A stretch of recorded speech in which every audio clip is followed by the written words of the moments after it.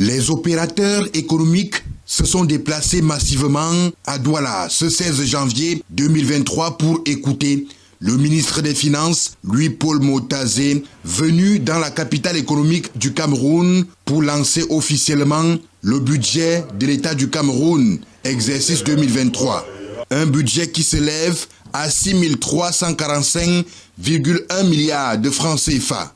Contre 6 080,4 milliards en 2022, soit une augmentation de 264,7 milliards en valeur absolue et 4,4% en valeur relative.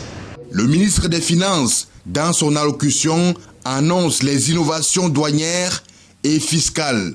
Un budget 2023 adopté dans un contexte difficile marqué par la guerre entre la Russie et l'Ukraine, l'envolée des prix du pétrole et des denrées alimentaires, le ralentissement de la croissance mondiale. Par ailleurs, la ville de Douala choisie n'est pas un fait du hasard, parce qu'elle seule abrite 80% des activités industrielles et 61% du PIB national. Privilégier le patriotisme, c'est l'appel lancé par le ministre des Finances aux consommateurs et producteurs.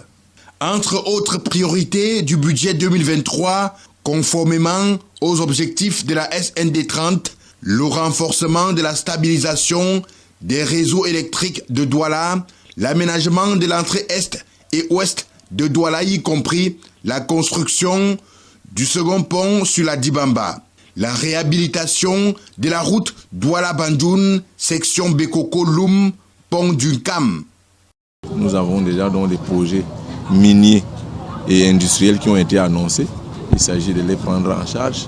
En plus de cela, il faut que l'État soit en sécurité. Nous avons la reconstruction du nord-ouest et du sud-ouest. Également, le programme économique et financier que le gouvernement a signé avec les partenaires au développement, dont le Fonds monétaire international.